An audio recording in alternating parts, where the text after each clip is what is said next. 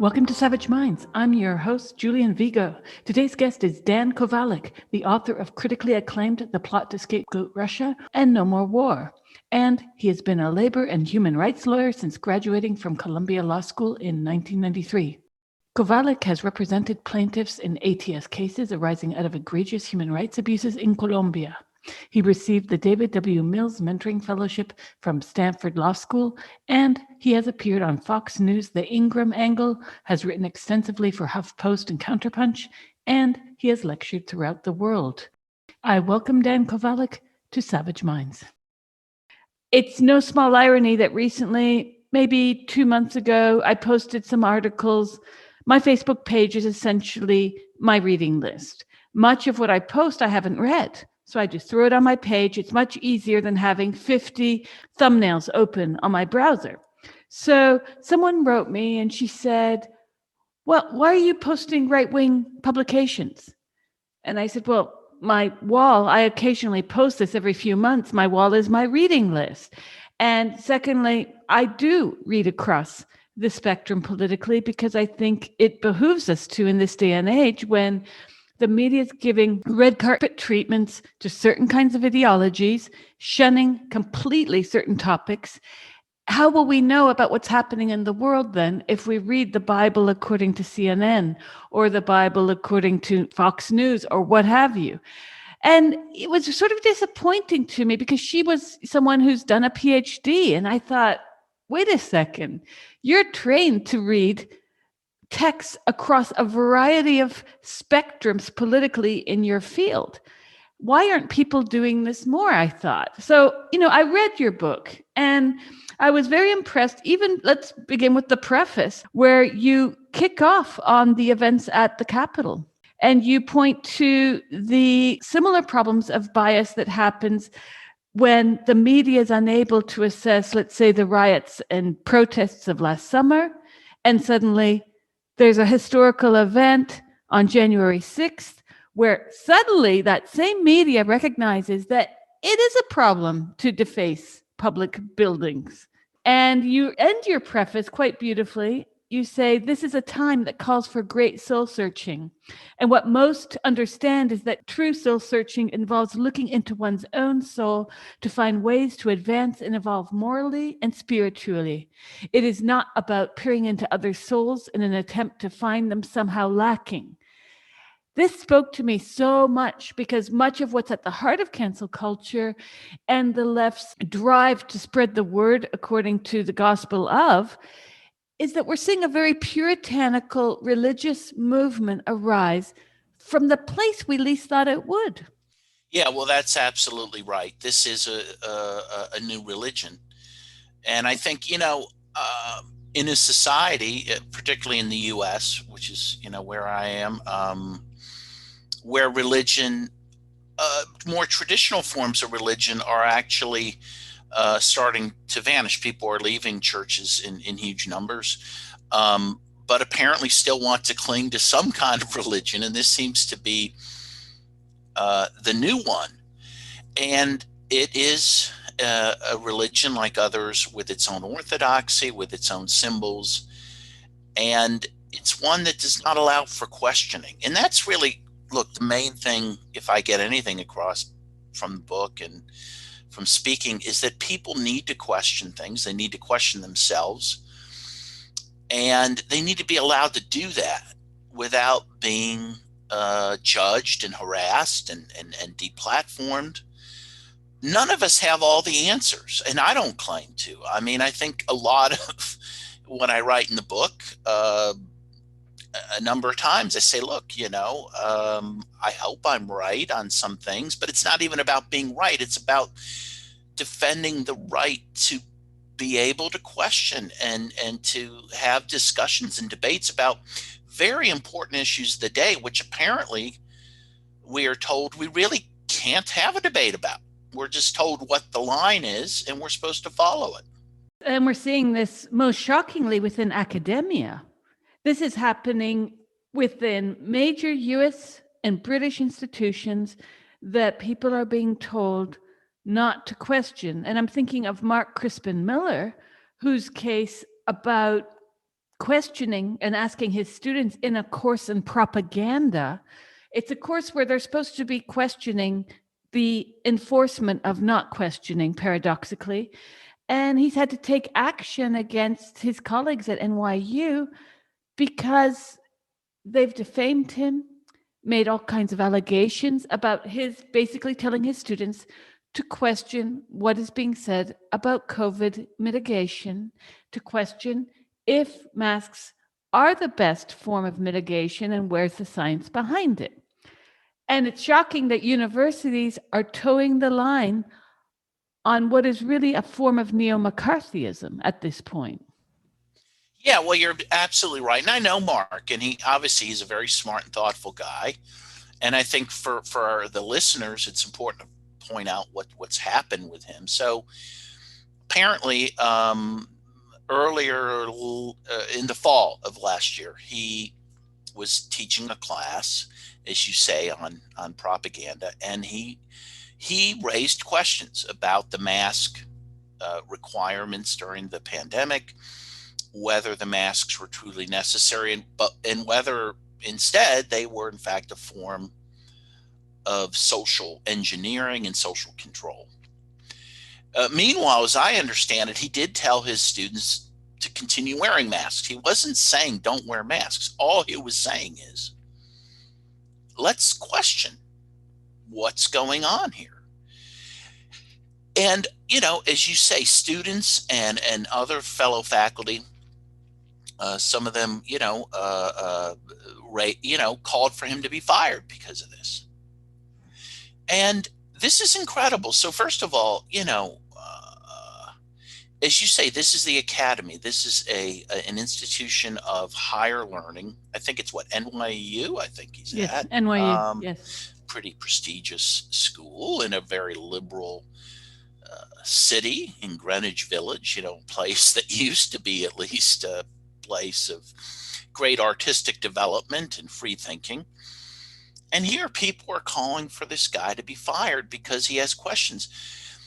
And I mentioned this whole thing about the pandemic orthodoxy, if we can call it that, in the book, and how, first of all, again, we're told not to question. But there's a lot of questions. One I have, I'm a lawyer. Okay. I went to Columbia Law School. I was a lawyer, active lawyer for 26 years. One thing I question is, where does the state have all this power to tell people their businesses have to close and,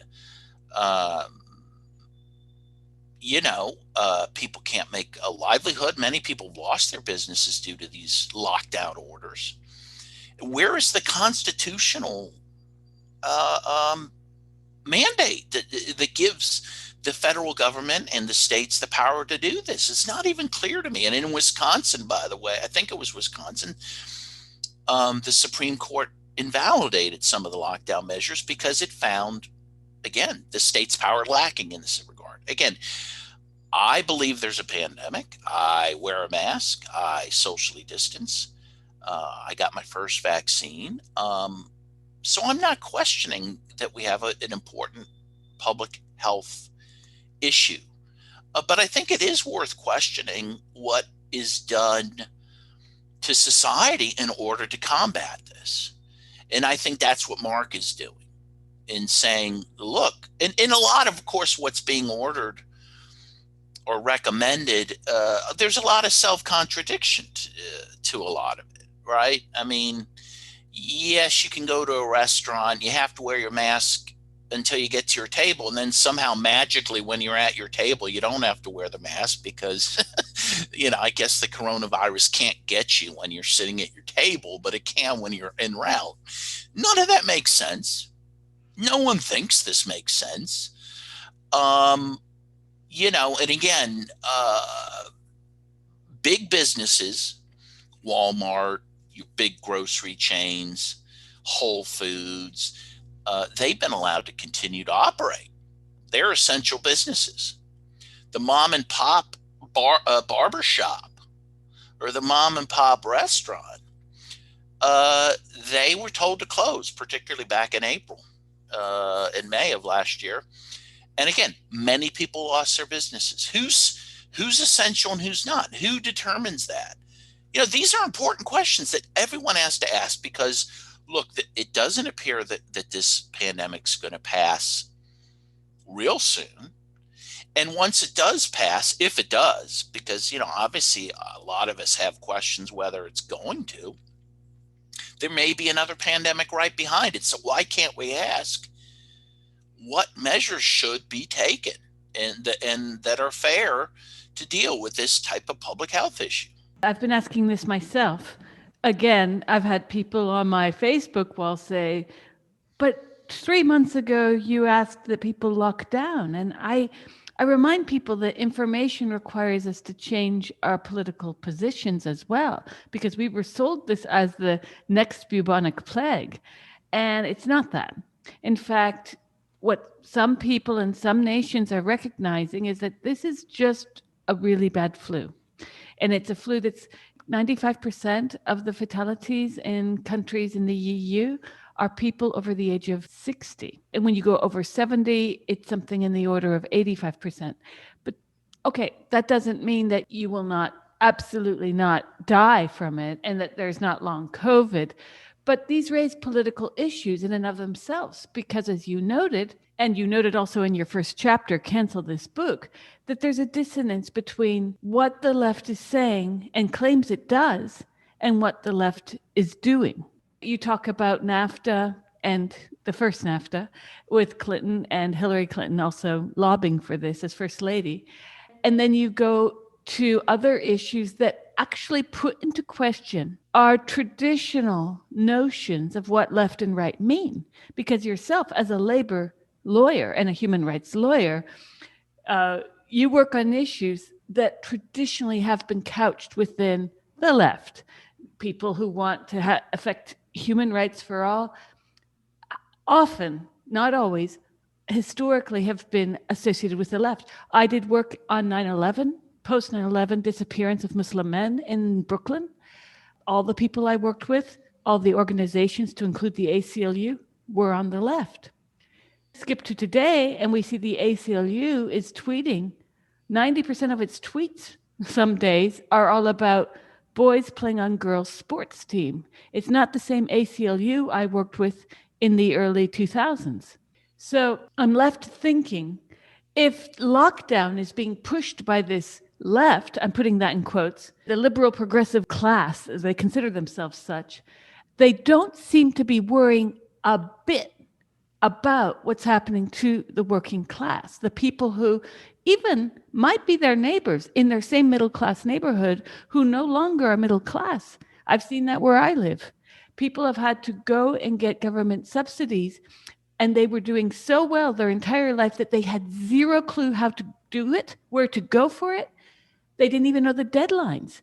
And the government officers are saying to people, oh, you don't know how to do this because you're middle class and now you're poor. So what's happening is something that is striking to me, because Americans have always been at the giving end of a lot of horror, internationally speaking, and economic wealth.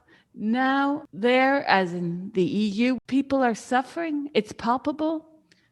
There are food shortages among people who were last year or 2 years ago middle class. And we're not seeing that the talk meets the walk or vice versa. The same thing with NAFTA. Like the way NAFTA was proposed was this like progressive legislation that was going to help people in Canada and Mexico and the US. So this all raises questions about what the liberal class is anymore. Because as you know, Trump had great appeal amongst the working class. But the myth we get when we watch CNN or read CNN online is that the elite class are the Republicans.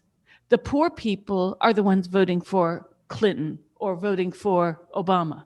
Yeah, well, you raise a lot of issues there, and there's a lot to unpack. But I think what has happened, and I cite Thomas Frank in the book because he's been probably the most outspoken on this, or effectively outspoken on this, is that there's been a realignment. The Democratic Party, beginning really with Roosevelt and the New Deal, took on the mantle of the party of the working class, and for a number of decades really did do things for the working class. Passed the National Labor Relations Act, which legalized unions and the right to organize and the right to strike. Passed various types of Social Security and welfare legislation to provide a social safety net for people. Lyndon Johnson, a Democrat, had his Great Society, where he was going to try to lift people out of poverty. That was greatly interrupted by his, foreign adventure in Vietnam. But at least he tried to do that. But beginning really with Carter, and especially accelerating under Bill Clinton, the Democratic Party began to it continued to at least pay lip service to the working class, but it began to engage in policies that were undermining the working class, again, through things like NAFTA, through things like PNTR, which is the trade agreement with China, which essentially allowed for companies in the U.S. to move overseas and take the jobs with them. Clinton also, famously, in his own words, ended welfare as we know it. He made it much harder for people to get on public assistance. But meanwhile, at least Clinton continued to claim he was an advocate for the working class. Now the Democrats don't even claim that. They don't even make a pretense of it. I think I cite many times this quote from Hillary Clinton, who, portrayed the working class and in middle America as the deplorables. And I think that is the view of the Democratic Party and much of the base of the Democratic Party. It is not a party that wants to represent working people. It's one that wants to represent intellectuals and more privileged people. And that, again, is seen in this lockdown, as you say. I saw one of the best quotes I saw, and I don't know who came up with it, but it was brilliant. I saw a meme. It said, "Lockdown, definition: middle class people hiding while working class people bring things to them." And that is exactly what this is. People who are so wedded to the lockdown are people who are privileged, people who have computers and Wi-Fi and homes, by the way. And can earn their living from the computers. Exactly. And sit around in bed. And hey, it's a pretty great life, honestly. If you can, not a bad job if you can get it, right? But you can't always get it, even if you try. Exactly. Meanwhile, they get food brought to them from Grubhub and Uber Eats, and and there's working people who come to their door and bring them these things. And by the way, meanwhile, I've read this on a number of occasions. The working people who do those deliveries are getting less and less tips from those people hiding in their homes.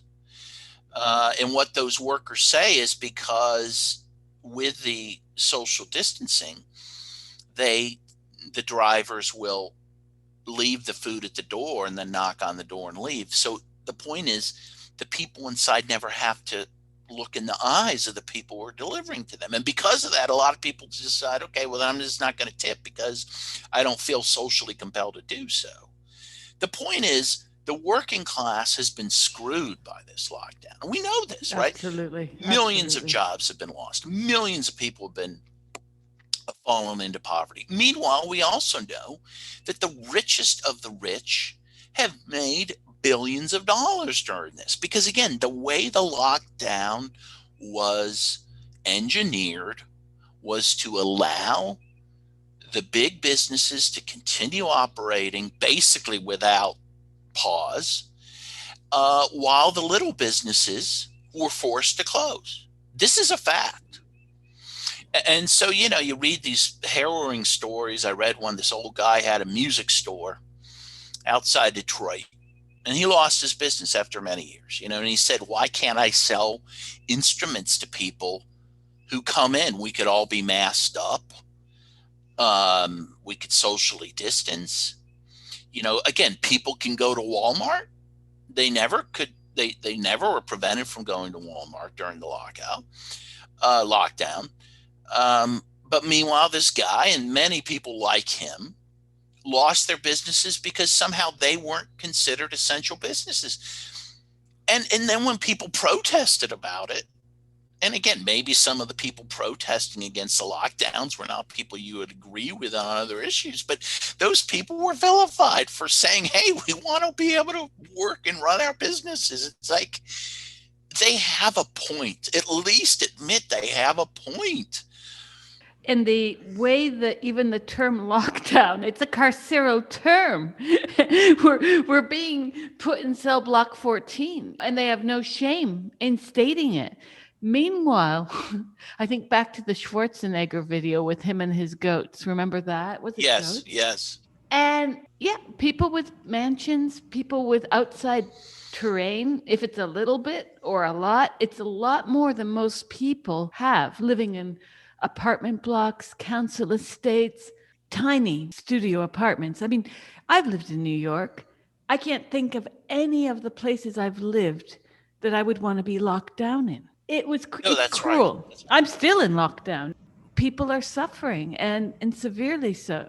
Bernie Sanders said this, and you said it in your book as well, that the Democratic Party has become a party of elites. Thomas Frank says this as well. And it's fascinating that so many of the Democrats, even those who are friends in real life, they maintain that this is untrue. I find this shocking because the evidence is everywhere. The events of 6 January, aside from the break-in of the Capitol building itself, it was shocking to me to see that media were not asking questions about the tens of thousands of peaceful protesters there. What are you doing here? That wasn't asked. It was all Right. eyes focused, like an O.J. Simpson chase down the highway on that building by what were no more than 100 people breaking in. Yes, they shouldn't have done it. We can all agree, not good. But thousands and thousands, there were tens of thousands of people outside that never got the time of day by media. Well, and even apparently, I mean, I think it was the New York Times that wrote the story that even the people who were in the Capitol, it turned out that a good portion of them were people who had lost businesses and were bankrupt and were people who had suffered economic dislocation, even if they had once been middle class or upper middle class. But the interesting takeaway from that I saw was to kind of look down on those people, like, see, it's a bunch of losers who did this, right? As opposed to say, oh, maybe they have real grievances, but we're not going to ask what the grievances are, because they're bad people. Well, they focus on the guns that were present. It's the U.S. People have guns. I mean, this is what I tell people. And I'm like you, I think we should be asking questions about why people were protesting. And yes, obviously the economic devastation of lockdown fits into a lot of the protests, including much of the Black Lives Matter protests last year. Yet that was racialized, statue toppling, good, barely a peep about poverty from the so-called leftist press. I'm not seeing it anywhere, Dan. No, you're right. And I quote a great quote that I found was from a friend of mine, Ajamu Baraka, African-American activist who ran as vice president with Jill Stein on the Green Party ticket. He now lives in Colombia. Anyway, he talked about the fact that, in the protest of last summer, by and large, those protests did not claim the interest of the poor. And as you say, did not raise the issues of the poor, did not raise the issues of Medicare for all during a pandemic, right? Again, while liberals seem obsessed about the need for lockdown, there wasn't this concomitant concern about health care for all, right? Things that were in the spring with Bernie Sanders were being discussed. And I remember quite vividly as the pandemic began to take hold in the US in March, early April of last year, a lot of people were saying, hey, it looks like Medicare for all is going to be inevitable, right? This pandemic's going to make Medicare for all happen. And by May and June, you never heard the words Medicare for all anymore, nor the words Bernie Sanders. All that was swept aside.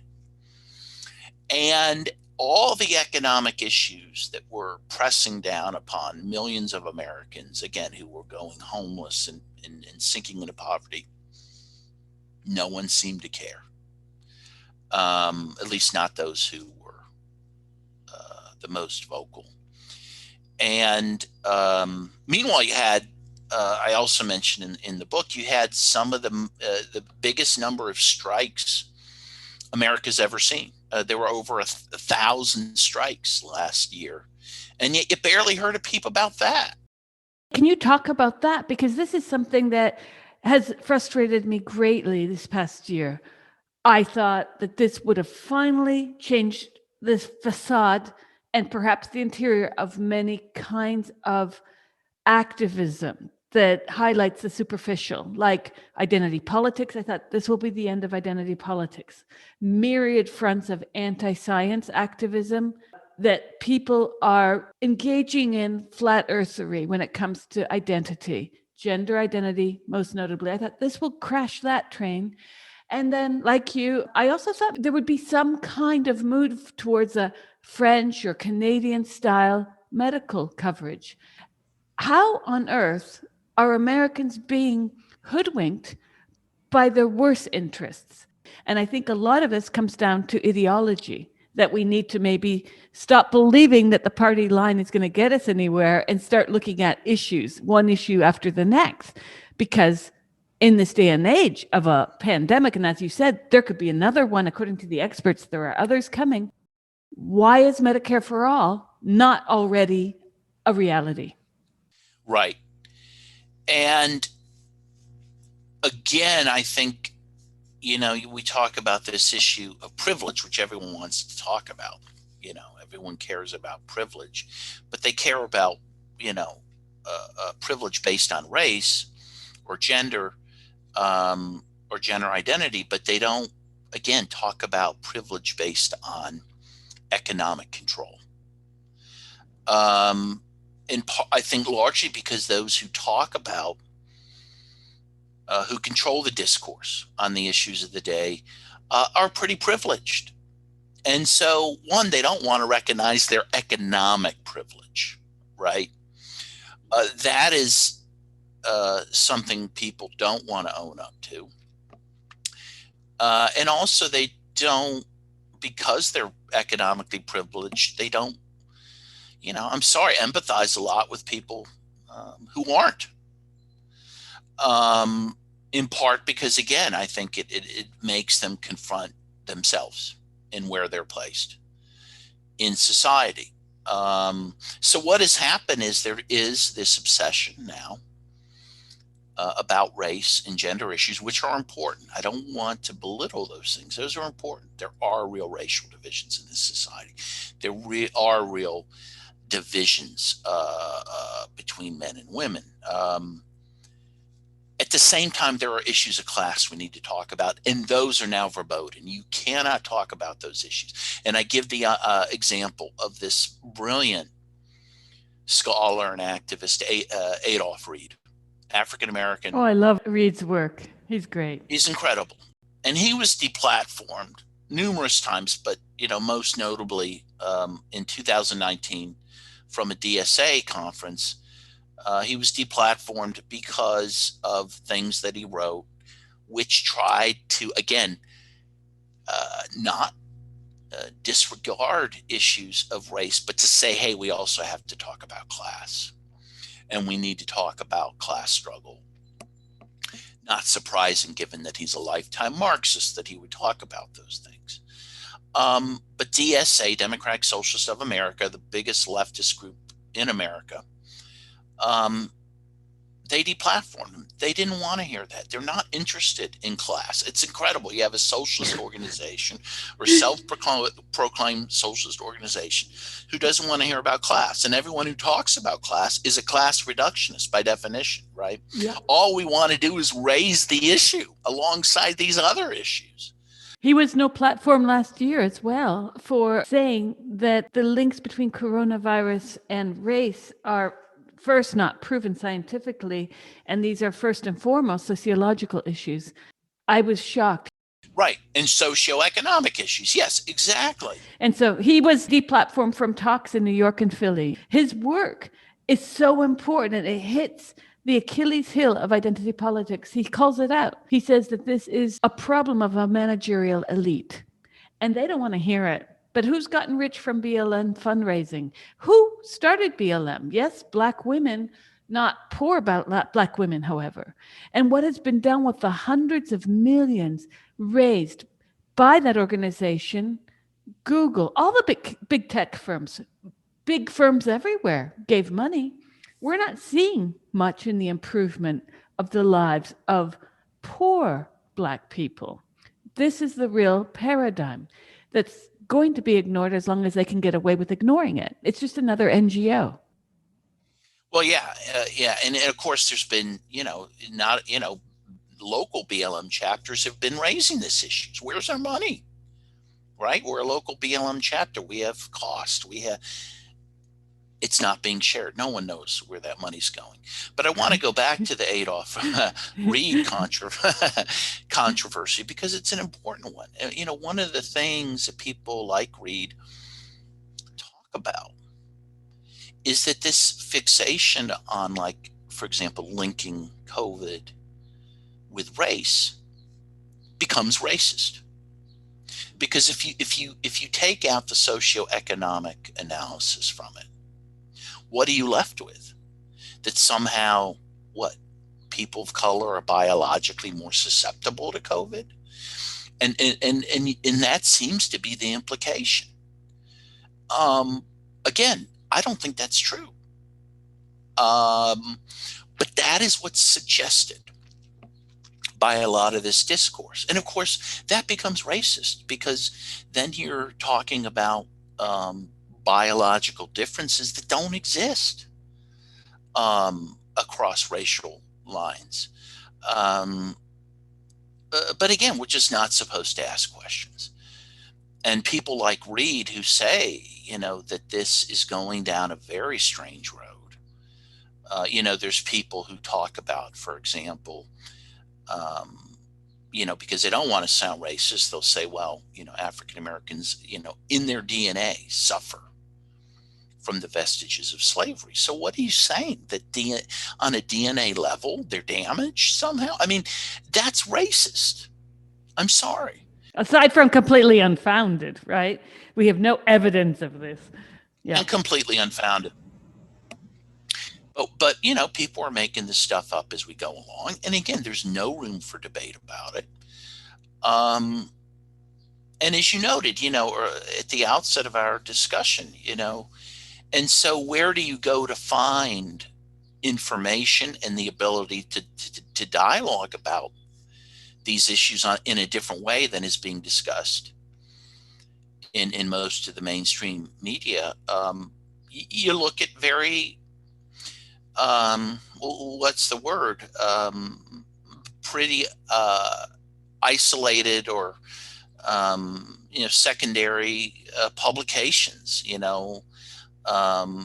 Like Quillette, for example, which I guess some people say is right wing. I don't look at it that way, but there's very few venues left to be able to discuss these things, and it's very sad. And again, people are afraid to discuss them even on their own social media pages because they will be mobbed for it. I'll give an example. I mean, I posted something on Facebook, I don't know, a month ago or so.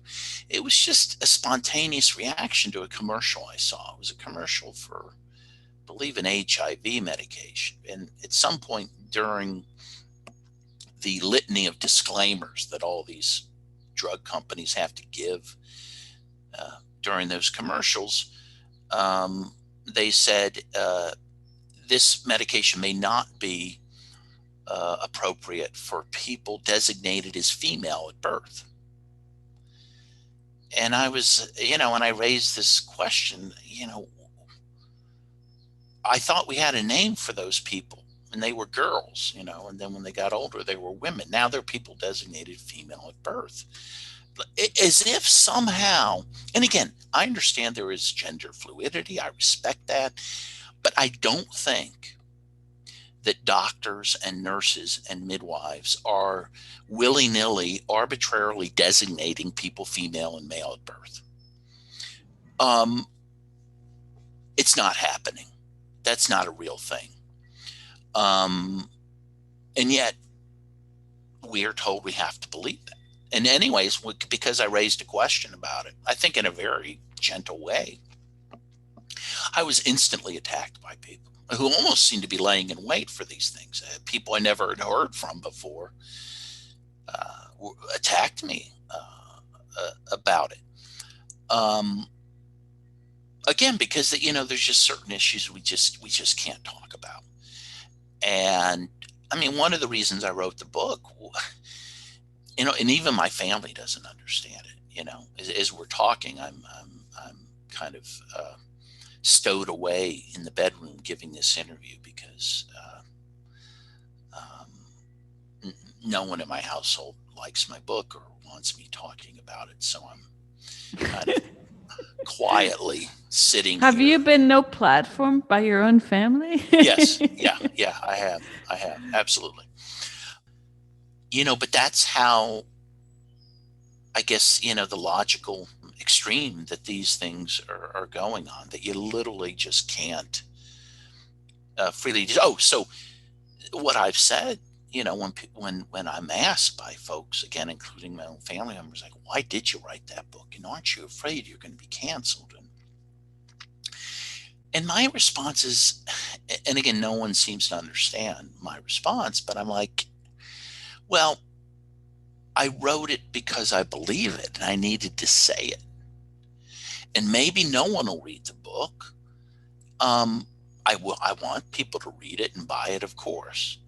But as a writer, and I guess I'm a writer now, this is my 6th book, I've written many articles, I think you have to write about what you think and what you feel. And part of it was very just therapeutic to say, okay, these are things that I've been thinking about for years, that I've been afraid myself to say online, or to say at a dinner party, or to say at my own dinner table. I'm going to say them now, and I feel better just because I got it off my chest, right? You mentioned your son at one point in, I believe it was your preface or introduction. Joe, I believe his name is, you said. Yes. And he told you not to write the book, that you'll have problems. Why is your family not at ease with the book now that it's done? Do they simply not agree?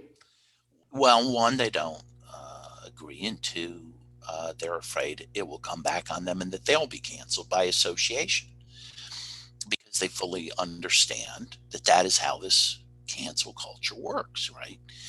That you are guilty by association. You're guilty, because you're friends with certain people on Facebook or whatnot. Yeah, so that's a real fear. But yeah, also because I do question some of the orthodoxy that they themselves, cling to. Again, why that matters, as I mentioned, my own parents, who I've gotten closer to as I've gotten older and they've gotten older. We've never agreed on anything really. I left the Catholic Church, which was a big blow to them. They're very conservative Roman Catholics. They're big Trump supporters. I'm not. Let me just say, I'm not a Trump supporter. And yet we find a certain common ground, right? Because my goal is not to base my personal relationships on having 100% political agreement with someone. I don't expect that. And I don't see how it's even possible, again, unless you're just not being honest. I mean, how can anyone be 100% in agreement on anything? But that's where we're at. To expect that your interlocutor must agree with you on all counts. I mean, this is insanity, if not immature. Well, I think it comes from a deep-seated lack of courage in one's convictions, right? Because people don't want to be challenged. Because a lot of the things we're talking about, I think people realize on a gut level, right? Or in the back of their minds. I don't think a lot of people, my own personal belief is that most people don't believe in this stuff. They don't really believe, again, that people are arbitrarily designating people as female at birth.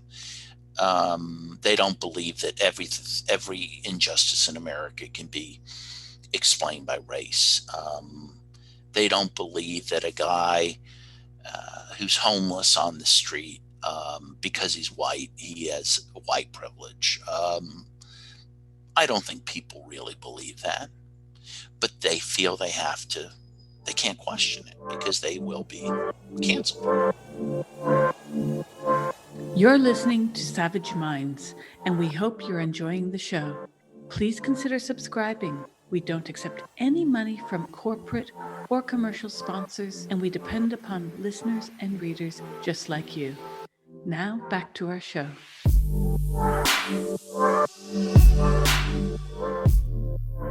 It's a similar contradiction that Thomas Frank takes up in the sense of when we're looking at the BLM protest last year, for instance, the way the media on the center left propping up these protests, there was no scrutiny of centimeters between people without or with masks, none of that. Skip to January 6th, it was opposite day. Skip to any mask protest or any COVID protest about loss of job, loss of freedoms. Again, the media was out noting that people weren't social distancing. So we see there's two measuring sticks being used by the media, depending on what side of the aisle that media sits. I have to put quotes around left because most of the media that considers itself left is not at all left, but whatever. Then skip to the fact that in your book, you note that there was over 1,100 strikes last year. Wait, let's get this straight. So you've got Google. I don't know if you're aware of this. I wrote about this back in 2019, but in 2018, Google had a walkout. And the next year, United Steelworkers, with the assistance of the Pittsburgh Association of Technical Professionals, helped Google employees to ask the National Labor Board for the right to vote for union representation. Google did all kinds of shenanigans to prevent this, okay? So people who think Black Lives Matter is a very righteous organization, listen closely here, because Google donated millions to Black Lives Matter, but couldn't be asked to guarantee its own workers the ability to form a union. Skip to what's gone on recently with Amazon, which has also been pulling similar shenanigans. So we have 1,100 roughly strikes last year that most of our listeners will not have heard of. And at the same time, the same companies throwing millions at Black Lives Matter couldn't divert those millions to their own workers. And let's not even talk about the working conditions of many of Amazon's employees, or the fact that Bezos made a gazillion, made up number, I know, but I'm identifying it as a lot. And no one is speaking out about someone who is an oligarch of a certain color. He's allowed to keep the money and run. Now he's stepped down. No discussion, even in Europe, about renters. You've got countries like Italy where 80% of the population owns a home, and of that 80% of the population, a huge chunk own 2, 3, 4 homes, okay? COVID mitigation was done badly because it could have actually capitalized on home owning in multiple numbers, but whatever. And no one in Italy, no one in France, no one in Canada or the US has really politics, people in public office have spoken about renters. Instead of saying cancel rent. They're saying, well, you can pay us back later. Dan, you know how much rents are in New York City or in DC or in Boston? Oh, incredible. Or San Francisco. Yeah. That's the worst. That's the highest in the country. How are people supposed to pay back 15 months of rent who will, even as they're listening, still be unemployed or still making? I lost 90% of my income last year. What? 89%. So, how are people supposed to get by? Yeah. Well, they can't, and they won't, and they will be forgotten, sadly, by many of the people who claim to be progressives. Well, so yeah, let's go over some of the things you mentioned because I think they're important. First of all, I guess let's start with the Google, because I live in Pittsburgh and worked for the United Steelworkers for 26 years. So I have intimate knowledge about the Google campaign. In fact, by sheer coincidence, this morning on my local NPR channel, they talked about the fact that after a year and a half later, after the workers voted to unionize at that Google contractor in Pittsburgh, a year and a half later, they still don't have a contract because that contractor has agreed only to bargain 2 times a month. And they've been cited by the National Labor Relations Board as bargaining in bad faith, but they still haven't changed their ways.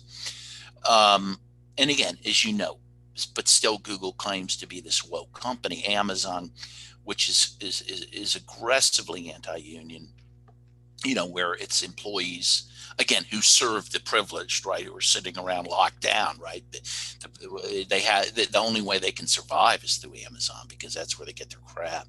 The people who do those jobs in the warehouses literally wear diapers because they can't go to the bathroom, But again, Amazon is this woke company. I mean, probably one of the more disgusting displays of all this was Uber in California, which was able to get a referendum passed to guarantee that its employees are not considered employees under the law for the purposes of wages, benefits, and the ability to unionize. The way they got that passed was draping themselves in the mantle of the BLM protest and supporting BLM and the same liberals who supported those protests voted to keep these Uber workers in poverty. And we see this time and again. And again, so, you mentioned a couple of media outlets. Again, the one that I'm most familiar with, that I listen to 2 times a day just out of habit, and it's a bad habit, just like heroin use is bad, is NPR. And NPR is it hurts my stomach to listen to, really, because they have become, again, the most woke institution ever. But meanwhile, they don't cover these strikes that happened last year. No one covered the strike in India that involved 250 million people, 250 million people. Again, lest people get the wrong idea. And you mentioned the Upside Down Day. And again, I think it has to be pointed out. Meanwhile, NPR, and I mentioned this in my book, last, I think, August, September, had this laudatory interview with this person who wrote a book in defense of looting. In fact, I think it was called In Defense of Looting. And who, again, stated on NPR how great it was for people to loot, that it was a form of liberation to do this and sticking it to the man, right? Meanwhile, again, on January 6th, you saw the guy taking Pelosi's podium out, smiling at the camera. He was looting, and yet he was, in this case, people are appalled, right? Meanwhile, the other thing, and I commented out loud when I was listening to the radio, again to NPR, a couple of policemen lost their lives during those January 6th Capitol invasion, for lack of a better word. And NPR was very, rightfully reverential about those deaths. But I, immediately said to myself, "Oh, do we like cops now?" Because that was a totally different message than we had all last summer. Um, so there is this Alice in Wonderland quality to all this, where, as you say, we don't judge events by any objective standards. We judge them by who's doing them and who they're doing them to decide whether we think their conduct is right or not. And the upshot of all this, just to cut to the chase, is that, whereas in 2012, you had this Occupy movement that talked about the 1% and the 99%, right? The 1% of the economic elites who own 50% of the country's wealth. And then there's the 99% that's left to fight over the rest. This was a very good way to couch things, right? Because what it said was, we, the 99%, have more in common with each other, despite various differences in race and ethnicity and culture and gender. We have a lot in common because we're the 99%, and we're getting screwed by the 1%. We need to unite. And if we unite the 99%, the 1% cannot continue to do what they do. Well, that idea now is gone, right? Because of the 99%, a solid, at least, let's just say 40%, are deemed now deplorable because they may have voted for Trump or whatever. And so what all this discourse does is divide people who should be working together for a common good. Because when you get past gender identity is one of the thorny issues because it affects children. It's become a contagion. It has affected parental rights in places like Canada, if you followed the Hoagland trial, which is finishing today. And it's affected women. 51% of us get to be called cervix havers and chest feeders and menstruators. And it's offensive. On the one hand, I was just writing on my wall this morning about Apu, the actor who's apologizing for having voice that cares. Hank Azarian. And I'm thinking, this is ridiculous. I looked up the actor who replaced him, not Indian. So let me get this straight. An actor who did his job in voicing a character is not supposed to voice it. Now, I'm saying this not having ever watched that show, never. But he's voiced this character. There was a film made critiquing that voiceover. And then he comes out in agreement with the detractors saying, yes, I shouldn't have done it. A year later, he's re-apologizing. And I looked up the actor who's replaced him, and the actor is a Black American actor. Great. But isn't that sort of the same difference? I mean, not to be technical here, because as I wrote on my Facebook wall, I grew up with that thick Indian accent. I can't do it. I do a very good German and French accent in English, like for an English speaker with that accent. I cannot do my father's accent. I cannot. I'm terrible at it. So if Hank Azaria can do that accent better than me, why shouldn't he get the job? But instead, it's become this bizarre mix and match of, we'll toss out that brown character's white acting voice with a Black acting voice. Like, I don't get it. It's very racist, in a sense, is what I'm getting at here. And it troubles me that we're in an era of everyone's going along with this. And, oh, yes, it's very bad that Azaria played that voice. And no one's really thinking it through. Go back to Kevin Hart and his, homophobic tweets or whatever he did a decade ago. I don't care. I'm also gay. I don't care. Like, are we not allowed to change, forgive, learn, things like that? So you're right on target talking about the 99%, because the people who own the 1%, They love these wars. They love Azaria's apology. He's he's not poor, but he's not the owner of Amazon.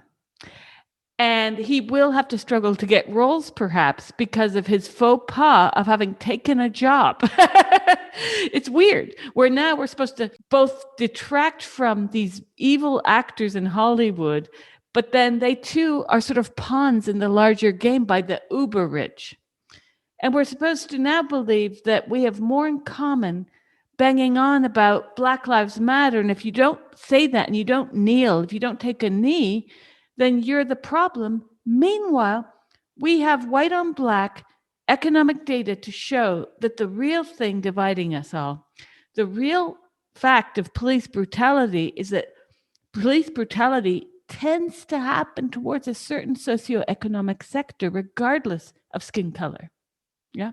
Healthcare tends to be worse for a certain socioeconomic sector. And we're not talking about that. This is where Reed is so important because that's what the left should be doing, no? Yeah, of course. And again, the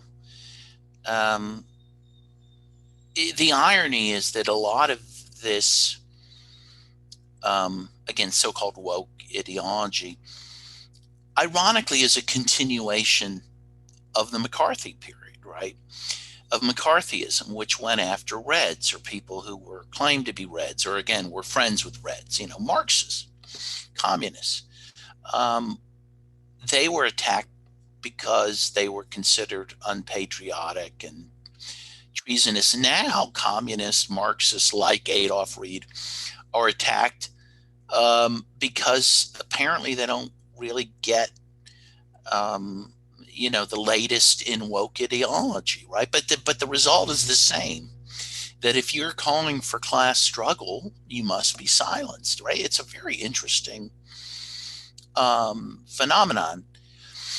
And I want to just address the other thing you mentioned, and that's that this idea that people cannot grow, cannot change, cannot be forgiven is a very serious problem on the left. That somehow, and I mentioned this in my book, if you study, the Bible, the New Testament, you have St. Paul, who was Saul before he was St. Paul, and he had on the road to Damascus, he has a conversion experience, and he changes his life. He becomes a saint, a good guy. But in this religion, in this woke religion, Paul is always Saul, right? He's always going to be judged by when he was Saul. It's one of the only religions that I know of that doesn't have an idea of forgiveness and redemption. You can't be redeemed. You are forever the worst of what you did and said. And of course, no one can measure up to that. No one. But it's really a matter of, was what you said or did captured on, in a recording or on social media, which now almost everything is. But it's not one that advances social justice or progress, because the whole idea is to win people over to your side. That's what activists do, right? But here it's not a question of winning people over. It's more about weeding people out. That's the goal. And, someone told me a great term recently, and I think it's a Freudian term. It's called the narcissism of small differences.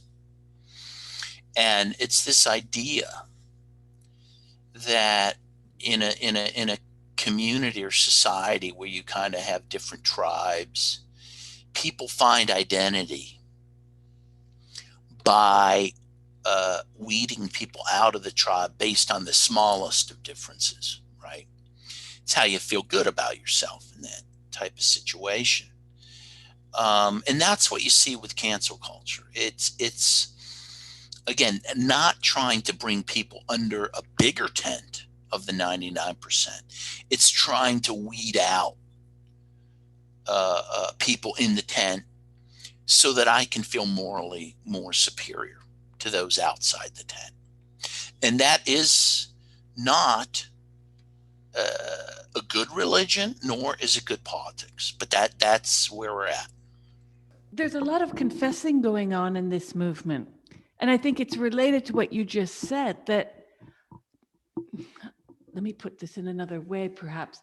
As long as you can have a guilty subject who must, like Azaria, confess and reconfess, you not only keep your narrative alive that social justice is happening because someone's confessing, you are what I call the clown car.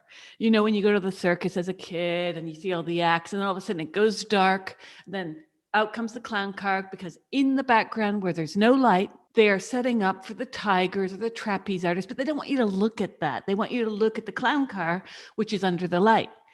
And that's what I say is identity politics. It's getting us all worried about the show that's really keeping our eyes off of the mechanisms behind it in the dark that are manipulating the entire scenery that we're about to take part in. But we'll go back to the clown car again after that show's over. So we're constantly looking at the most superficial part of a show, even if the clown car is fun and we like the clowns, we like their silly tricks. But the real machinery that's happening here is why are renters being told they can just pay back $20,000 of rent one day when they are unemployed, underemployed, and perhaps even not employable? One thing no one's talking about, and this is really depressing, sorry to be Debbie Downer, folks, but if you lost your job and you're over the age of 35, good luck getting another job. And I say this simply because where ageism takes place, and it can happen in certain sectors like sports and dance, rare fields, but still that happens in the 20s. It happens traditionally in North America after 45 and 50, but this is a new world now. And what's going to happen is there's going to be, and we're already seeing it happen, and I'm seeing it in Europe as well, where there will be a carte blanche given to companies using exploitative hiring measures. I'm pretty shocked that no media, major media, is not talking about this. And this is something to talk about because, as you said earlier, this will be forgotten.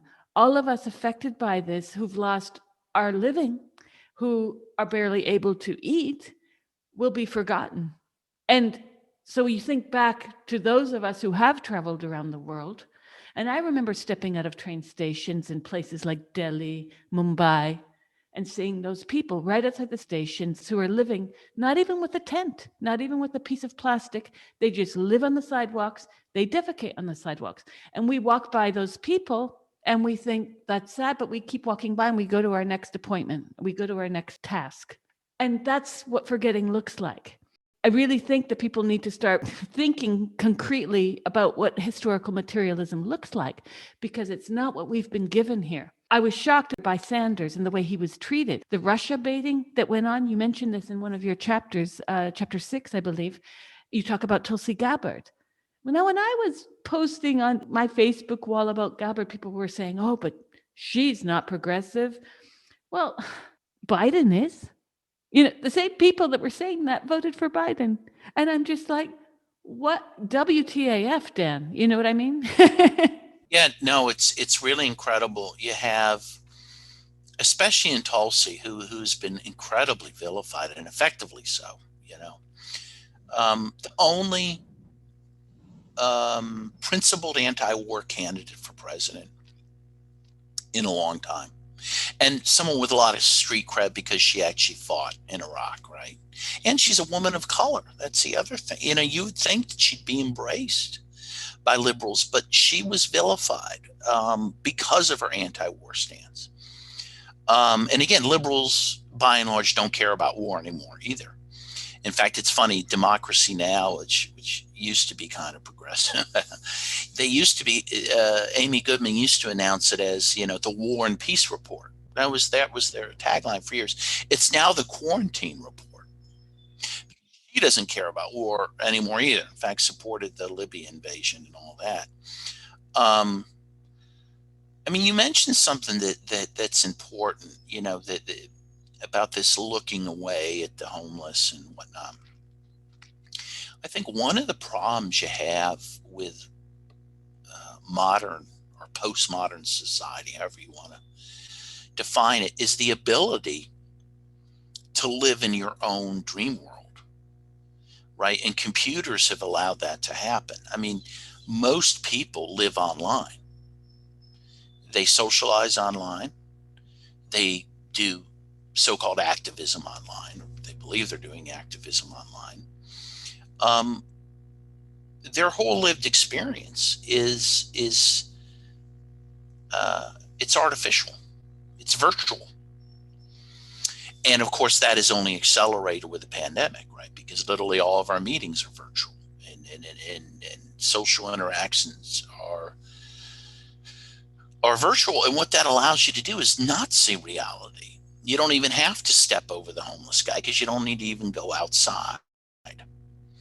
And so what it does is it does encourage this magical thinking where you don't have to test your beliefs against reality, because you don't have to confront reality at all.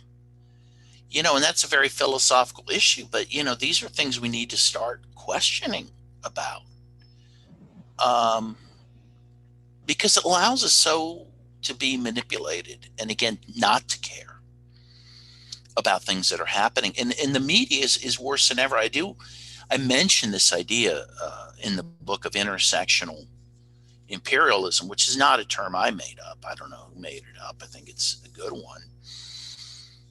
And it is this phenomenon that, liberals now, again, have abandoned worrying about wars that we're fighting, like in Yemen, where millions of people are dying. Millions.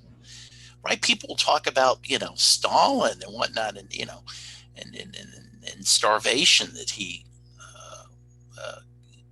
happened under him. What's happening in Yemen will rival those things. And yet there's no discussion of them. And again, the media doesn't talk about it. Again, NPR that I listen to never talks about it. Because guess who started it? It was Obama. And that is not a convenient fact. And yet Obama's portrayed as a saint, So I don't know, all sorts of mental gymnastics are encouraged. And we've gone over those, throughout our discussion today. And people are able to hold these contradictory ideas in their head at the same time. Because, again, reality is not forced upon them. Remember the 1990s? I miss that. I even miss Reaganism, and that's saying a lot. We can't sit and talk anymore with people because, as you said, so many people do their social life online, now more than ever with the virus, but that's going to lessen up the virus. The same people will remain attached to the computer because, let's not kid ourselves, people use social media even before COVID-19 came into town. We are separated because of technology. We choose to be. Is there a good question to be put to ourselves, perhaps, that we need to start limiting our use of social media as an ethical gesture towards humanity, to start to know our neighbors, to start to see people's faces and say hi on the street? Because I'm seeing that a lot of the problems that have arisen over the past decade are largely due to social isolation. Yeah, no. The other, you mentioned social isolation. What else is going to happen because of the pandemic? We're being told, that, the global South is not receiving these vaccines, right? The West, the richer countries are hogging these vaccines, right? China's giving some, so is Russia, but by and large, the West is using them all for themselves. So a few things are going to happen as a result. One is, again, there's a huge question whether this pandemic will pass at all, because you can't contain the borders. The virus doesn't know borders, right? The other thing that's going to happen, to the extent it can be contained, say out, if the U.S. can contain it as well, decently, what it means is you're not going to be able to freely travel to other countries, particularly poorer countries, right? And that's where a lot of people learn lessons about themselves, about life, and about, frankly, how most of the world lives. I became a leftist because of my travels to Nicaragua in the 80s during the Contra War, which I would not have understood had I not been able to travel there, right? And so what you're going to have is not just social isolation between us, but it's going to be an isolation from other people and other people who are suffering because of the actions of our country. And it's going to allow for even more cruelty in terms of foreign policy of countries like the United States, in particular. And I'm not saying that's being done by design, but that is going to be the result. And it's scary. I mean, again, not to go down too dark of a path, but probably the best days that we've seen may be behind us, and that's a sad reality. But the only thing we can do to push against that is, one, to reach out to people in a real way, have interpersonal relationships, and have honest discussions with people, and not be afraid, that what we say is going to, get us punished. And by the way, I think, when you talk about that, what's going to happen, and it's probably already happening, is people are going to be afraid to talk to people who are different than themselves, right? For fear of offending and embarrassing themselves. And a new form of racism also emerges from this, frankly. We've seen it with the kneeling and the apologizing because you're white nonsense. And I worry, you see, people don't remember positive racism. And I referred to this in a podcast recently because, well, it's well documented. It was the period of the noble savage. It didn't go very well for the noble savage. And people need to remember that racialism, as Kwame Anthony Appiah talks about in his writing, or as Adolf Reed talks about in his, it's still racism. So we can't create a better culture and society if everything's going to come down to this hyper consciousness. Kids in Brooklyn being taught that if they're white, they're automatically guilty of being racist. This is racism. This is nuts. And it's going to promote racism, again, because you're just going to stay within your own clan for fear that you're going to be outed as some kind of racist or whatnot. As a friend of mine says, and I won't mention his name because he wouldn't want me to, but he agrees with me on most of these issues, but again is afraid to say so. He's a Jewish guy from the South. He grew up in Greensboro, North Carolina, one of the few Jewish families from there. And he always says, if you scratch race, you get racism, and that is what's happening, when everything's about race.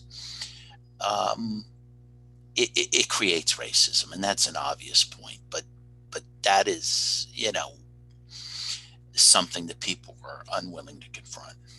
In one of your final chapters, The Cancellation of Palestine, you talk about some of the effects of cancel culture that we've seen historically. And you talk about Norman Finkelstein, who I've been in touch with when I was a professor in Canada. I was really touched by what happened to him, his career. He was destroyed by this. And if you recall, from just after 9/11, Daniel Pipes started a watch list. And this is from the right, because, I'm not absolving the right of their cancel culture either. And I was on it. I was teaching Edward Said's Orientalism, and I got landed on his list. I was at NYU at the time. It's insane that we can't learn from history. So skip to, I start doing research in the West Bank. This was the summer of 2003. And I remember the first thought that popped into my head after I had gone through a series of roadblocks in order to get to my destination, a trip that for Israelis would have taken and does take 15 minutes took hours for me. I traveled as if a Palestinian. And the first thing I thought, and I felt this for weeks and weeks and weeks, was I've been lied to by my own media. They don't tell us the truth in North America about what happens in Israel and the West Bank at all. And the media capitulation to wokery, even then, it doesn't go far enough because that mahsam after another mahsam and all these roadblocks, I made a film of it finally. It's amazing how many people have no idea what's happening. So it's not just that the right's getting canceled, as I remind people on the left who say, but that's not her pronoun. I'm like, I have eyeballs. It's a man in a dress. Sorry if you don't like that. But we really need to start to negotiate the larger issues here. Why are young women and a lot of bro dudes, old school misogyny types, getting behind harassing women because we recognize that a man has pink hair or a man is in a dress and he looks fetching in that dress? We are entering in an era of compelled speech, and the blasphemy laws that are unofficially being erected around this are shocking. People are losing jobs. I interview people all the time who have lost their livelihoods with children now unemployed. So your last book talks about the cancellation of Palestine as if this parable for what else can happen here, not only about Palestine itself. Yeah, yeah, I'd love to speak to that. First of all, you might have seen that Angela Davis was just canceled, right? Deplatformed from a speech she was going to give because of her views on Palestine. I mentioned Desmond Tutu, of course, who won a Nobel Peace Prize, who was deplatformed because of his view on Palestinians. And again, it's not just the right that's doing this. Look at Jeremy Corbyn, right? Britain's only chance for real socialist policies, probably for many years to come, whose campaign was destroyed largely by claims he was an anti-Semite, again, because he's pro-Palestinian. And a lot of those claims didn't come from the right. They came from within the Labour Party. And NPR repeated those claims. Scott Simon on NPR, I remember specifically doing that. And probably there is no greater form of censorship than that being leveled against people who defend Palestine. And again, I think when you look to see, censorship being aggressively used against people, usually it's because what they're trying to protect cannot be defended. And what Israel's doing to Palestine, particularly to Gaza, but also the West Bank, is inhumane. It's indecent. It is criminal. And therefore, you can't talk about it, because if that is acknowledged, the whole system will collapse. And so, so the most aggressive forms of censorship are being leveled against people like Norman Finkelstein, who himself is Jewish, who himself lost family in the Holocaust. And yet, because he defends Palestine and is critical of Israel, he's been labeled a Holocaust denier sometimes. It's incredible. But it is this slippery slope. It is why people in the day, like the ACLU you mentioned, defended free speech rights, even of people with reprehensible views, because if you don't do that, if you don't defend that, abstract good, they're going to come for you, and they're going to stop you from speaking, and people who you like from speaking. And that's what we're seeing happen. And again, the liberal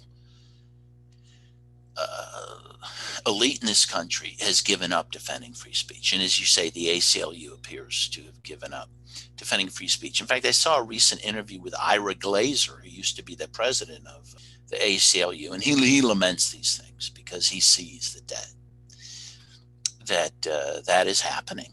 The good of free speech is being abandoned, and it's going to come down harder on the left than anyone.